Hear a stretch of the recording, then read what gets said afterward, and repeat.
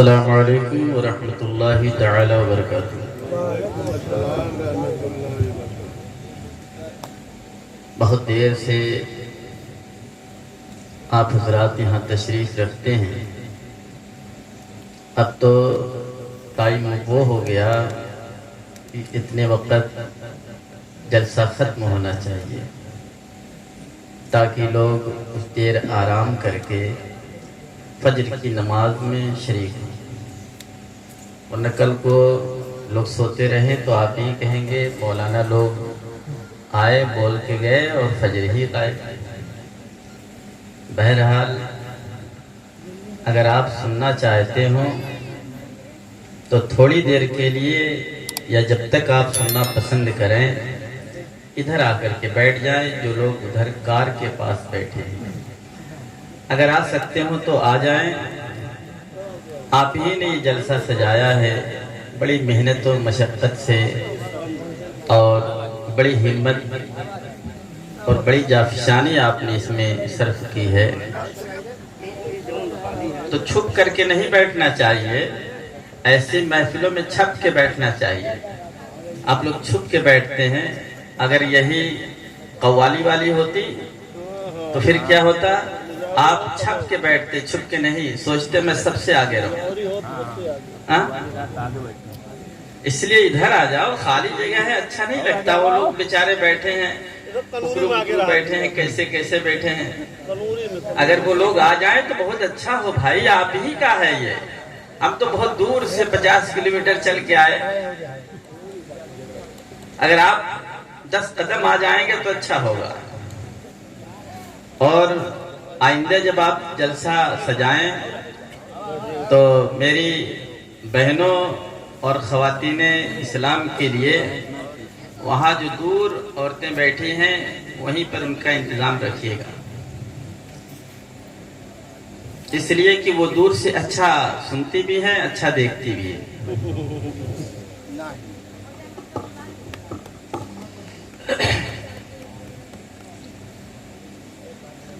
الحمدللہ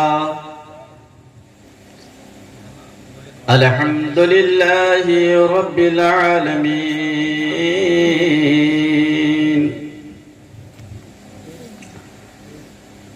والعاقبۃ للمتقین،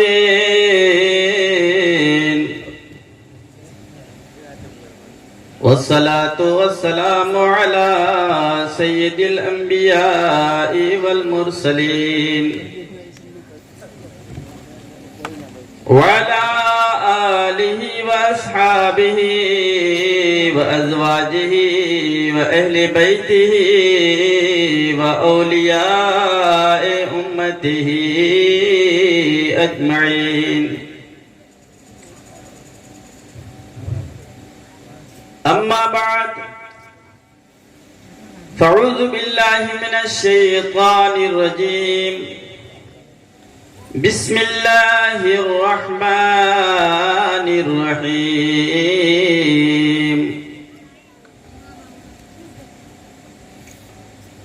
ولا تحسبن اللہ غافلا عما يعمل الظالمون، صدق اللہ مولانا العلی العظیم، وصدق رسولہ النبی الامین الکریم، ونحن على ذلك لمن الشاهدين والشاكرين، والحمد لله رب العالمين، آمين يا رب العالمين وإلى غير النهاية۔ شاہ است حسین بادشاہ است حسین،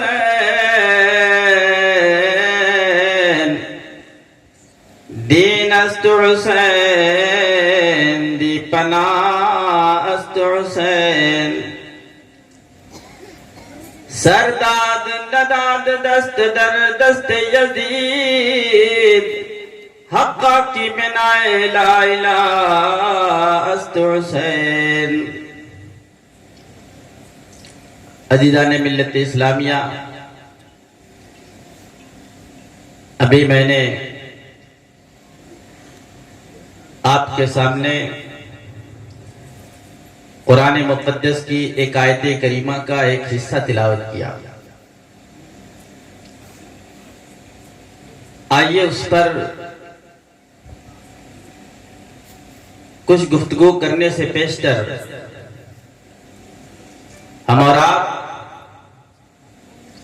ساری کائنات کے مرکز عقیدت حضور تاجدار مدینہ راحت قلب و سینہ جناب احمد مجتبی محمد مصطفیٰ صلی اللہ تعالی علیہ وسلم کی بارگاہ بے کس پناہ میں جھوم کر ہدیہ درود پاک پیش کریں. اللہم صلی علی سیدنا و نبینا و مولانا محمد بارک وسلم صلاۃ و سلام علیک یا رسول اللہ صلی اللہ تعالی علیہ وسلم. آج کا یہ عظیم الشان اجلاس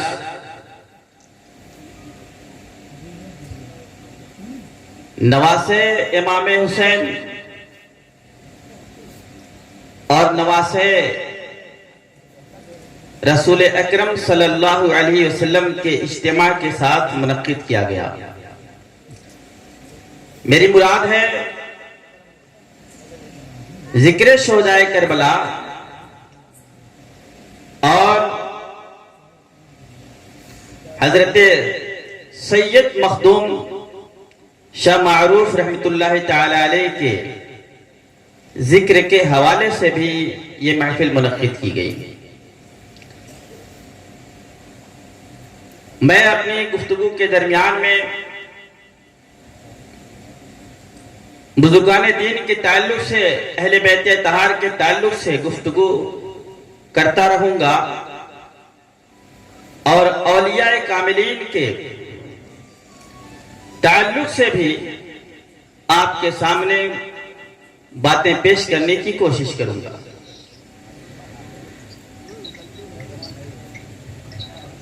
دنیا کا یہ دستور ہے، قانون قدرت ہے.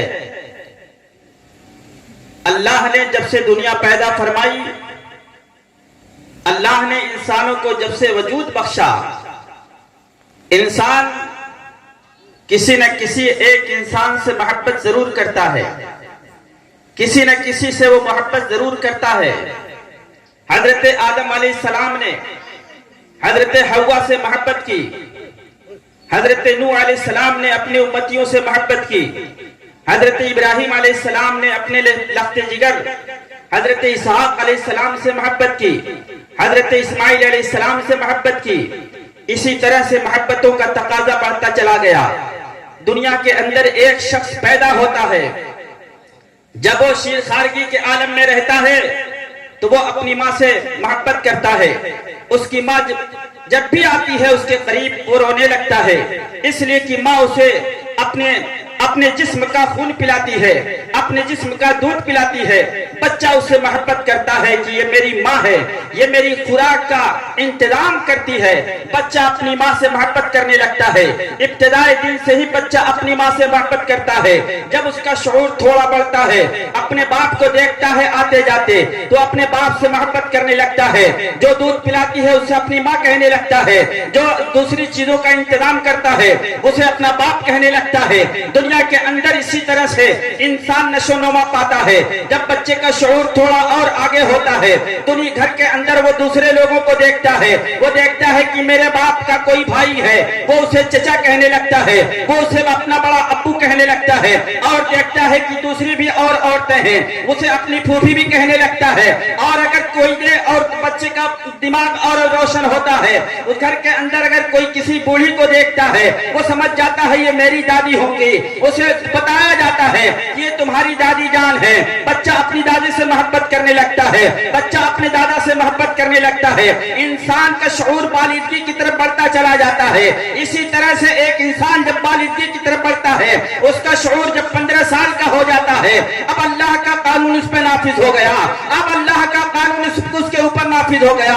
وہی جب بچہ تھا اپنی ماں سے محبت کر رہا تھا، وہ بچہ تھا اپنے باپ سے محبت کر رہا تھا، اپنے دادا سے محبت کر رہا تھا، اپنی دادی سے محبت کر رہا تھا، اپنے گھر والوں سے محبت کر رہا تھا. لیکن اب یہی محبت اس کے لیے کافی نہیں ہے، بلکہ اب لازم ہو گئی ہیں. یہ محبت جو کر رہا تھا اس کے لیے یہ اصلی محبت نہیں ہے، بلکہ اس کے علاوہ بھی اس کے لیے اصلی محبت ہے. اور اصلی محبت وہ ہے کہ اللہ کا قانون اس پہ لازم ہو جاتا ہے، وہ اللہ کے قانون کا مکلف ہو جاتا ہے. 15 سال کا ہو گیا ہے، اب اس پر نماز لازم ہو گئی ہے، وہ نماز کا مکلف ہو گیا ہے، وہ ایمان کا مکلف ہو گیا ہے، وہ ایمان بالخیر کا مکلف ہو گیا ہے، وہ ایمان بالشر کا مکلف ہو گیا ہے. ان تمام چیزوں کا وہ مکلف ہو گیا ہے جو کام شریعہ نے ہمیں حکم دیا ہے، زندگی گزارنے کے لیے جو ہمیں قانون دیا ہے، ان تمام چیزوں کا وہ مکلف ہو گیا ہے. پتہ یہ چلا انسان جب بڑھتا رہا، انسان جب شرخارگی کے عالم میں تھا، وہ جس سے محبت کر رہا تھا اس کی محبت اصلی نہیں تھی، بلکہ ایک ایسا قانون آتا ہے.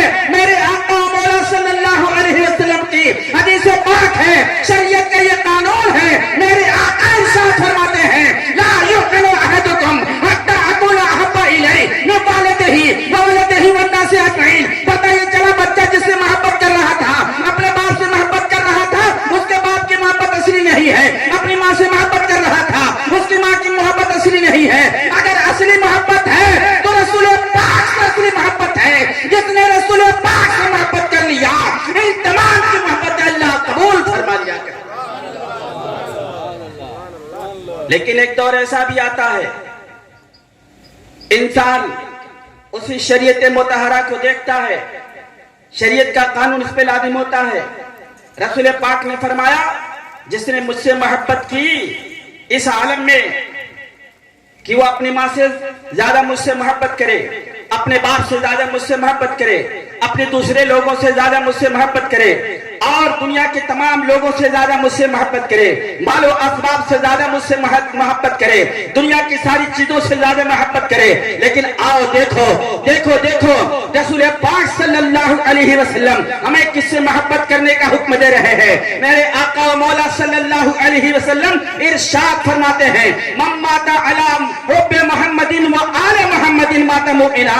میرے آقا و مولا صلی اللہ علیہ وسلم فرماتے ہیں جو شخص رسول پاک صلی اللہ علیہ وسلم کی محبت میں مرا اور آل محمد کی محبت میں مرا، وہ ایسے ہی نہیں مرا بلکہ وہ دنیا سے جائے گا تو ایمان کی حالت میں جائے گا. اور دوسری حدیث میں میرے آقا نے فرمایا ہے من مات علی حب محمد و آل محمد مات شہیدا. اگر وہ آل محمد کی محبت میں مرتا ہے، اگر وہ نبی پاک صلی اللہ علیہ وسلم کی محبت میں مرتا ہے تو وہ ایسے ہی نہیں ہوگا بلکہ میرے آقا فرماتے ہیں دنیا میں بھی وہ رہا تو زندہ رہا، دنیا سے چلا جائے گا تب بھی وہ زندہ ہی رہے گا. شہید کا معنی ہے کہ حیات جاویدانی کا ہونا، جو مرنے کے بعد بھی زندہ رہے اسی کو کہا جاتا ہے شہید. شہید کے بارے میں قرآن نے فرما دیا ہے. اس لیے دیکھو آج ہم کس کے ذکر کے جلسے میں بیٹھے ہوئے ہیں، رسول پاک صلی اللہ علیہ وسلم کے نواسے کا جلسہ کر رہے ہیں، اور ادھر حضرت سید شاہ معروف رحمت اللہ تعالیٰ علیہ بھی، یہ بھی سید ہیں، اہل بیت اطہار کے نفوس قدسیہ میں سے ہیں. یہ ایسے ہی بزرگ نہیں ہیں. آپ سمجھتے ہو کہ یہ مولوی یہاں نہیں رہتا لیکن ان کی کرامتوں کا کیسے ظہور جانتا ہے. میں آپ کو بتانا چاہتا ہوں حضرت سید شاہ معروف رحمت اللہ تعالیٰ علیہ کے بارے میں ہمیں بتایا گیا، ہمیں کتابوں میں ملتا ہے کہ یہ ایسے ہی نہیں تھے بلکہ جب آپ کا وجود مسعود یہ ہوتا ہے تو یہاں بڑی بڑی بستیاں رہا کرتی تھی اور یہاں یہ اللہ کا ذکر کیا کرتے تھے. لیکن جب اللہ والوں کا کوئی گستاخ ہوتا ہے، اللہ والوں کے اہل بیت اطہار کے کہ کوئی گستاخی کرتا ہے، ان کے فرامین پر عمل نہیں کرتا تو ان کے جلال کے زد میں آ کر کے وہ نیست و نابود ہو جاتا ہے. ایسے ہی ہوا حضرت سید معروف رحمت اللہ تعالیٰ علیہ کی لوگوں نے گستاخی کی اور یہاں کی آبادیاں غرق ہو گئی. اس لیے لوگوں ذرا بتاؤ، بہت بات کے بزرگ ہیں، حضرت امام عالی مقام تو بہت قریب کے ہیں، بالکل حضور کے خون جگر ہیں، رسول پاک صلی اللہ علیہ وسلم کی نسل پاک میں سے ہیں. بلکہ آقا و مولا صلی اللہ علیہ وسلم نے فرمایا دنیا کے انسانوں کی نسلیں چلتی ہیں تو ان کے بچوں بیٹوں کی طرف سے چلتی ہیں، لیکن میری نسل چلے گی تو میری بیٹی کی طرف سے چلے گی. اس لیے آقا و مولا صلی اللہ علیہ وسلم کے گھر والے ہیں، نبی آخر الزمان صلی اللہ علیہ وسلم کے بہت قریبی ہیں۔ جب ان کا عالم یہ ہے کہ بہت بعد کی نسلوں میں حضرت سید معروف شاہ رحمت اللہ تعالی علیہ ہے، تو ان کا عالم کیا رہا ہوگا؟ جب ان کے گدا بھر دیتے ہیں شاہانہ زمانہ کی جھولی، محتاج کا جب یہ عالم ہے، مختار کا عالم کیا ہوگا؟ حضرت معروف شاہ رحمت اللہ تعالی علیہ کی جلال کا عالم یہ تھا۔ ذرا بتاؤ، لوگ کہتے ہیں امام عالی مقام میدان کربلا میں معاذ اللہ مجبور تھے، مجبور نہیں تھے۔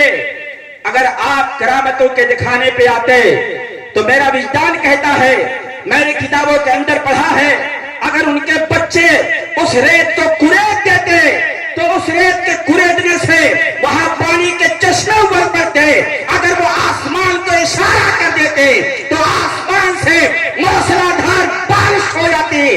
لیکن وہ کرامتیں دکھانے کے لیے نہیں آئے تھے، بلکہ وہ امتحان میں آئے تھے، آزمائش میں جھونکے جا رہے تھے، آزمائش میں ڈالے جا رہے تھے۔ اور جب کوئی بندہ آزمائش میں ڈالا جاتا ہے، امتحان گاہ میں بیٹھتا ہے، امتحان گاہ میں ڈالا جاتا ہے، اسے سوال نہیں بتایا جاتا، اس کی مدد نہیں کی جا سکتی ہے، وہ کوئی کرامت نہیں دکھا سکتا ہے، بلکہ اس کے ذہن میں جو ہوتا ہے شریعت کے طور پر جو سمجھایا جاتا ہے، یا اس نے جو کچھ سمجھ لیا ہے، اسی کے اعتبار سے اپنے پرچے کو لکھا کرتا ہے۔ جتنی تعلیم اس نے حاصل کی ہے، اسی کے اعتبار سے اپنے علم کو اس کاپی پہ بکھیرتا ہے۔ بلا شبہ، بلا تمہید میں کہنا چاہتا ہوں، میرے امام عالی مقام نے میدان کربلا میں بے مجبور نہیں تھے، بلکہ آپ مختار بنا کر کے بھیجے گئے۔ اور جب آپ کے قلب پر کوئی ایسا شاخ گزرا ہے اور اس میدان میں بھی آپ نے جو کہہ دیا ہے وہ ہو کر کے رہا ہے۔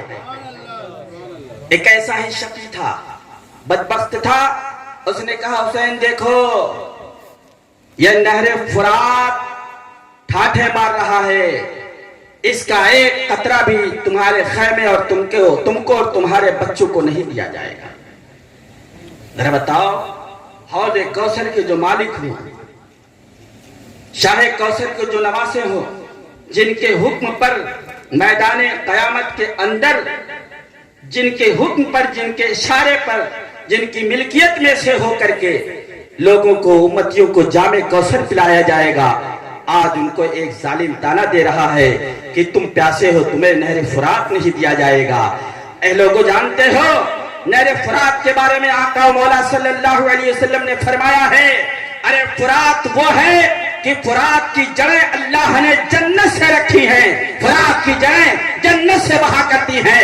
اگر وہ چاہتے تو وہی جنت کی نہر فرات وہ اپنی جگہ پر نہ رہتا، بلکہ نہر فرات ان کے قدموں اور خیموں میں آ کر کے نہ چلتا اور کہتا، اے امام عالی مقام آپ حکم دے دیں تو میں آپ کے کاسے میں آ جاؤں، جیسے کہ میرے خواجہ قریب نواز نے اپنے ایک غلام کو دے کر کے کاسا بھیجا تھا، تو وہ اناساگر جو دیکھنے میں بہت بڑا لگتا ہے، وہ اناساگر صرف میرے خواجہ کے حکم کے مطابق وہ اناساگر ایک کاسے میں آ جاتا ہے، تو مجھے کہنے نہیں دیا جائے جو میرے امام عالی مقام کا غلام اور نواسا ہے، اس کا انداز تو یہ ہے، اس کا عالم تو یہ ہے، اس کی کرامتوں کا ظہور تو یہ ہے کہ ایک اناساگر پورا کاسے میں آ جاتا ہے۔ میرا یقین کہتا ہے اگر امام عالی مقام حکم دیتے تو نہر فرات خیمے حسینی میں چلتا آتا۔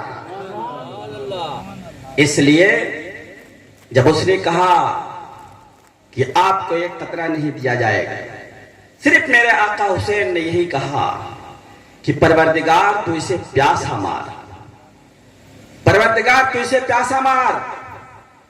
اچانک اسی میدان کے اندر وہ اپنا گھوڑا دوڑاتا ہے، اور گھوڑا دوڑانے کے ساتھ اس کا گھوڑا بھجکتا ہے، اس کا پاؤں ایک رکاب میں پھنستا ہے، اور پھنسنے کے بعد گھوڑا اسے لے کر کے بھاگتا ہے، یہاں تک کہ وہ الاتش پانی پانی کی صدائیں لگاتا ہے۔ لوگوں نے اس کے گھوڑے کو پکڑا اور اس کے منہ کے پاس پانی لے کر کے جاتے ہیں، لیکن پانی کا ایک قطرہ اس کے حلق کے نیچے نہیں اترتا۔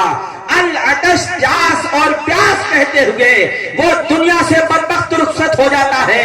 اس لیے ایسے نہنگ انسانوں کے لیے جن کی آنکھوں پر پٹی بندھی ہو، اگر انہیں تاریخ نہیں دکھائی دیتی ہے تو میں جواب میں یہی کہتا ہوں، ایسے نہنگوں کو اپنی آنکھیں کھول لینی چاہیے جنہیں کرامات امام علی مقام نہیں دکھائی دے رہا ہے، جن کے قبضہ و اختیار میں تو اللہ نے جامع کوثر رکھا ہے. یہ نہر فرات کا چیز ہے، اگر وہ چاہتے تو اپنے قاسم میں نہر فرات کو بھی بلا لے سکتے تھے. وہ کہیں گے آپ کیسے ایسا کہہ سکتے ہیں؟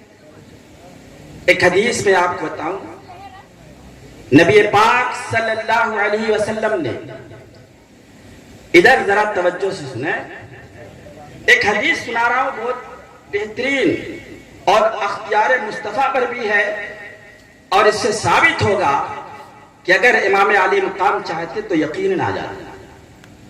اللہ کے حبیب صلی اللہ علیہ وسلم ایک دن نماز پڑھا رہے تھے. آپ فرماتے ہیں کہ دوران نماز ہی مجھے جنت کے ساری نعمتیں دکھائی دینے لگی، اور میں نے دیکھا کہ جنت کے اندر انگور کے خوشے لٹکے ہوئے ہیں.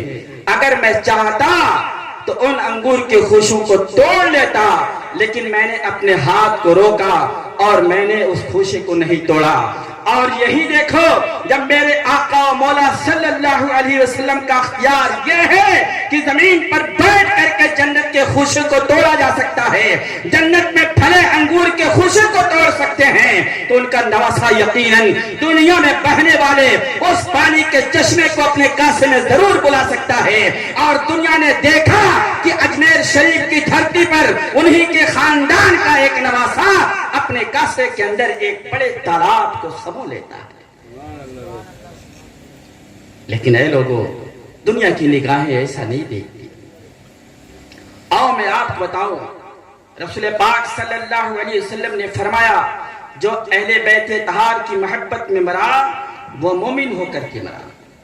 لیکن اہل بیت اطہار کی محبت میں یہ سب مطلب یہ نہیں ہے کہ محبت میں آپ سینہ پیٹیں، محبت میں آپ کالے کپڑے پہنیں، محبت میں خرافات کریں، بلکہ محبت کا مطلب یہ ہے، مثال کے طور پر آپ اگر کسی پریکٹیکلی دنیا کی بات بتاؤں، نفسیاتی طور پر اگر آپ کسی سے محبت کرتے ہیں تو محبت کرنے سے یہ ہے کہ اگر وہ کہہ دے کہ بھیا آج مجھ کو اتنا روپیہ چاہیے، آپ فوراً نکال کے دے دیں گے.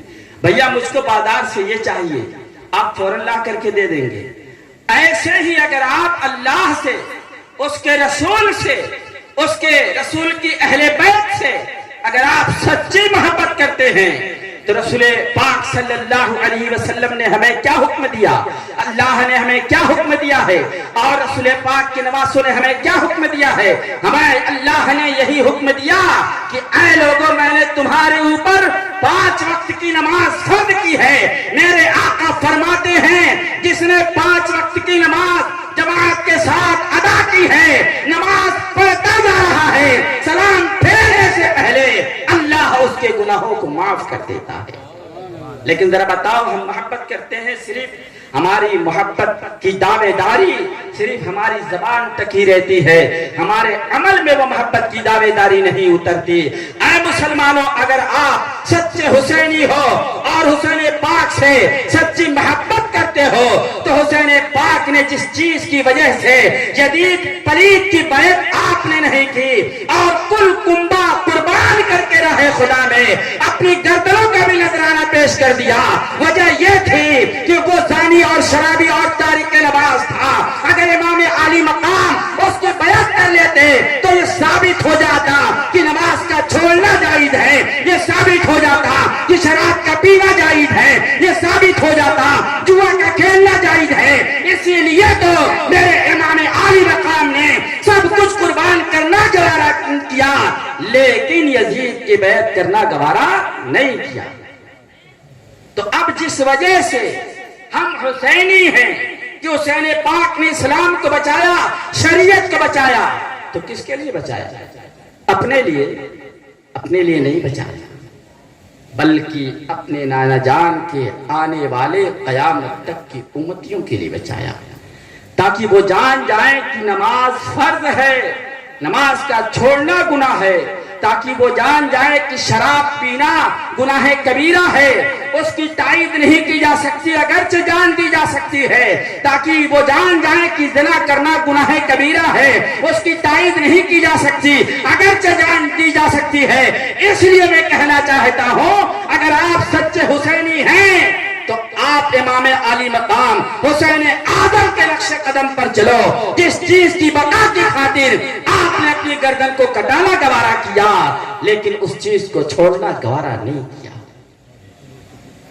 आज आपके सामने मस्जिद है, मदरसा है, इमाम साहब हैं।